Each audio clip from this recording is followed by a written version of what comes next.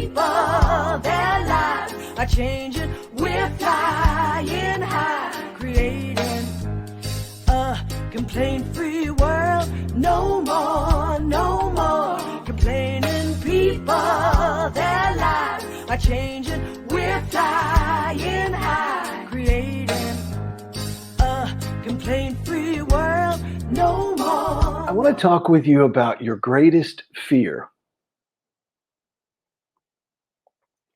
Now, I have heard it said, and you've heard this, and many, many people have said it, and there was actually a study to prove this, that people's greatest fear is what? What is the greatest fear that human beings have? You know, you've heard this before. It's a fear greater than death, et cetera, et cetera, et cetera. What is the greatest fear that people have? And the answer is, of course, public speaking. It's interesting because most people can walk right up and talk to someone else. I mean, there's a little bit of social anxiety and uncertainty, but most people can talk to one other person, and sometimes two, three. You can be standing in a circle of 4 or 5 at a conference, and you're fairly comfortable. You're aware of some social anxiety, but you're fairly comfortable. But at some point, you get to a point where it's like, this is terrifying. This is frightening. And I have spoken to, I want to say the largest crowd I ever spoke to, it was in China. It would have been, the size is somewhat debated, but it was definitely between 4,700 and 5,200 people, which sounds enormous. And when I say that to people, some people just look scared out of their minds. I don't believe that's our greatest fear. I think we don't dig deep enough. And I've talked about this before, but I think it's truly something that we need to revisit on a regular basis. Because when I get on a stage, I am not incrementally facing death. And the more people you add to the audience, if the acoustics and all are well, it does not really affect me all that much. I remember my first really big speech. It was to 3,200 people, and it was also my first professional speech. In other words, I had an agent back then, and someone hired me and wanted me to come and do this speech. And I remember being on stage in front of 3,200 people, and it was almost too hard to take in. It was like looking at the ocean. And then what I did, what I always teach other speakers to do, and that is, you're not talking to an audience, you're talking to individuals. So start looking at each individual. And if you only have one person you make a connection with, you make a connection with that person, and then you begin to build around them. I call these people anchors. There's always somebody who is just really, there's lots of people who want you to do really, really well. So you focus on them. All of this to say, I realize that I use that almost all the time as a transition. All of this to say that our biggest fear is not public speaking. Our biggest fear is of being embarrassed as a public speaker. And our biggest fear in life is embarrassment. Who said that? I said that. I totally believe that. And I have seen that play out time and time and time and time and time again. When there's something that we feel we should try, when we feel there's something we should do, we're embarrassed. We're afraid that we will be embarrassed. And this is true for all of us, whether it's, walking up to someone and saying hello that we would like to meet, or whether it is taking a risk at work, trying something new, even taking a new approach to working with people in your family. One of the great challenges, if you're approaching improving your life and your relationships, is that when you begin to practice new skills, like let's say from the how to win friends and influence people, when you begin to practice these new skills, your family, your relationships, the people you work with, they don't know that you're practicing these new skills. They should think you're acting kind of strange. And so one of the reasons we don't implement things that we know are going to work for us is that we are afraid of being embarrassed. Being embarrassed. Embarrassed. Now, why is that our number one fear? And by the way, let me take some example. Let me give you an example that will hopefully contextualize a lot of what's going on. Let's say that some people, and I know people around here who are very, very much against vaccinating. They think it's wrong. Bill Gates is implanting a microchip, all this kind of stuff. Now, I see the stuff going back and forth on Facebook, and I have friends who attempt to change these people's minds through logic, through reasoning, through silliness, through all kinds of things. And we've heard the saying before that a man convinced against his will is of the same opinion still. In other words, you can't really change a person's mind. Why? Because they have an emotional commitment to it. And to change that emotional commitment leads them to potential embarrassment. The example again of the people who are very much against vaccination during the pandemic. There are a lot of people here who are that way, and I overhear them talking. And inside, I'm thinking, your ideas are what are keeping us from getting to herd immunity. If I can only talk to you, if I can only try and the thing is, their identity is in being a person who is against the vaccination, and they have built a social network of people who agree with them. And being embarrassed, being outside that social network that we create and which we feel gives us status in our own mind.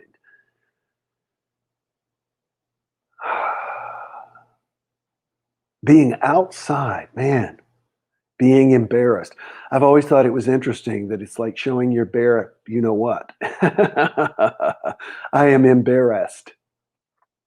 And we have this horrible fear at our cellular level that we don't want to be drawn out of the crowd. And so we don't try things. There's something that I've been wanting to do again I've got a whole bunch of weird hobbies. I've always said that if you come to my place, it's like a TGI Fridays from all the various hobbies that I have. If you think about it, remember how Fridays, if you remember the restaurant, has all the stuff up on the walls like kayaks and snowshoes and all that kind of stuff. And one of the things I love to do is juggling, and I've been wanting to get back out there and juggle, and I like to juggle actually on the beach. And I haven't done it because I haven't done it in so long. I'm afraid I know I'm going to be embarrassed. I'm going to drop the balls, drop the balls, drop the balls. Now, two things are guaranteed when you're juggling outdoors. Number one, people are going to look at you because they think that you're there to create a performance. For me, it's just more of a Zen thing. I love the fact that when you throw the balls, it's a perfect symmetry, and that you can't throw the ball again that you missed, et cetera, et cetera. There's a whole Zen thing to juggling.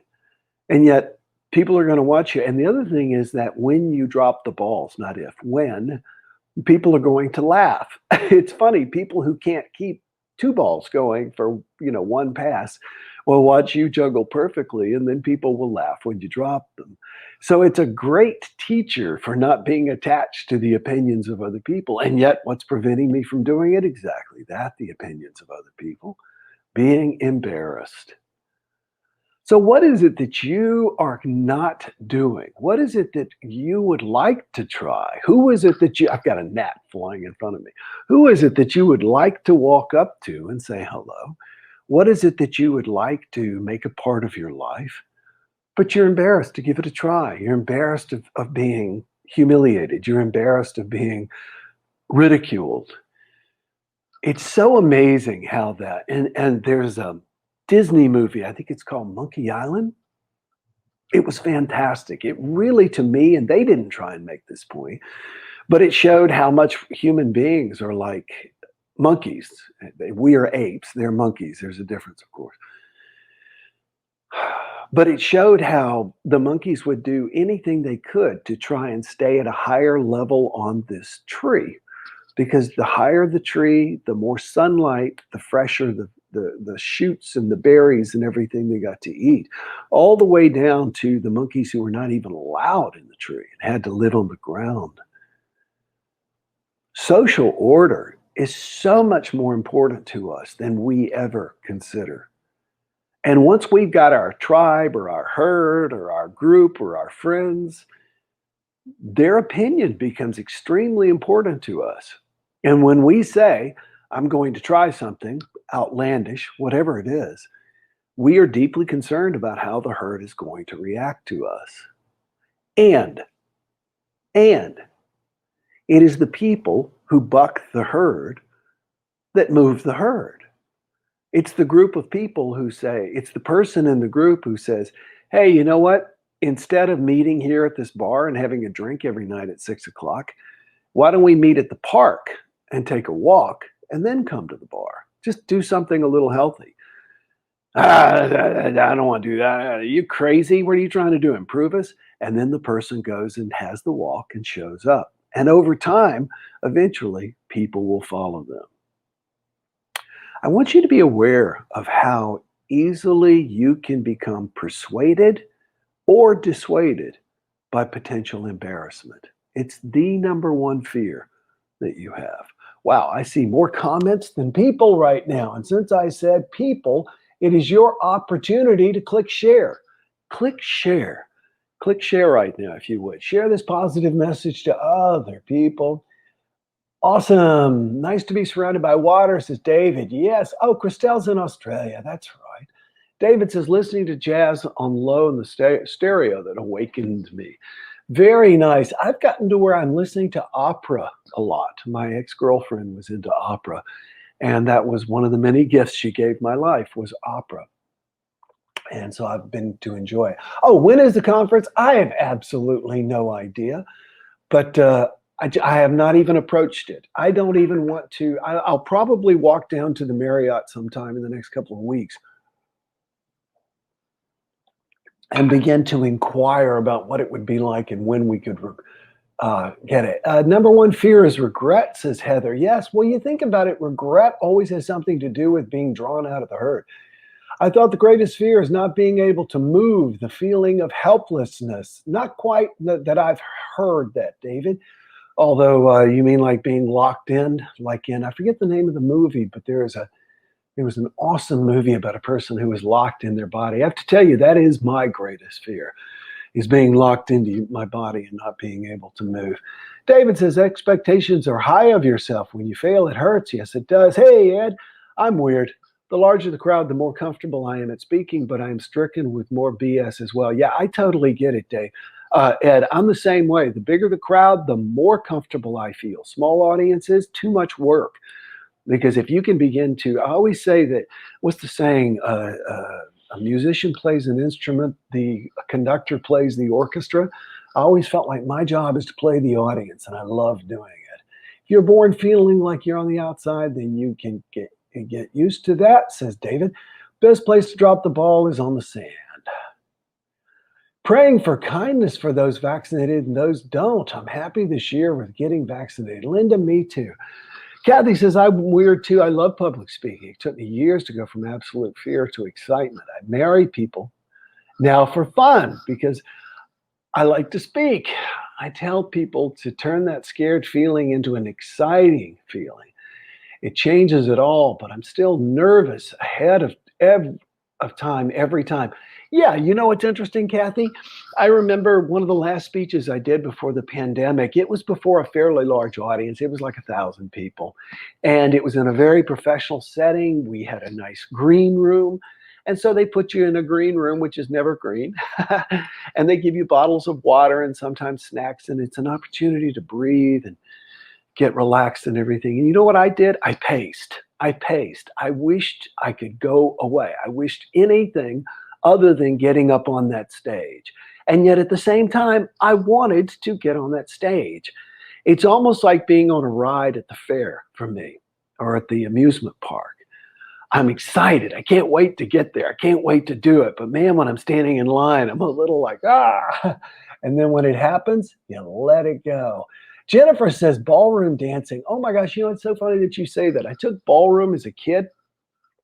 And one of the things I'd like to start doing is ballroom dancing again. First one to share is Christy. Thank you so much. Like near death, says David. Yes, I get it. Christy says, shared. Awesome, everybody. So what is holding you back? Ask yourself, are you embarrassed? Are you afraid that you might potentially be embarrassed? One of the things that you just see constantly, and it was in poster form before it made internet form, and that is dance like no one is looking. Dance like no one is looking. What does that mean? Don't be embarrassed. Don't be embarrassed. Do what you do as if no one is looking. I think it was Mark Twain that said, live your life as if everyone is watching and if no one is watching. How about that?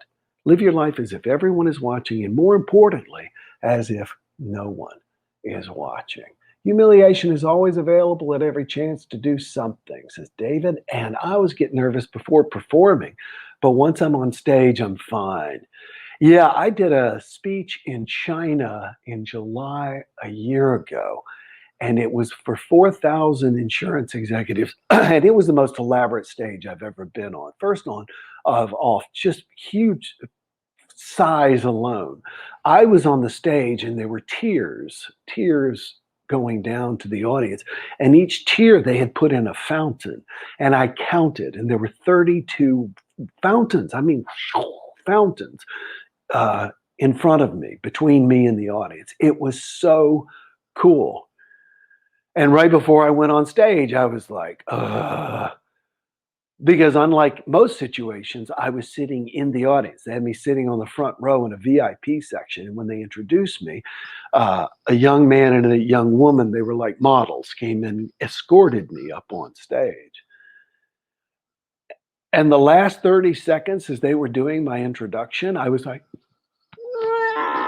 buzzing inside.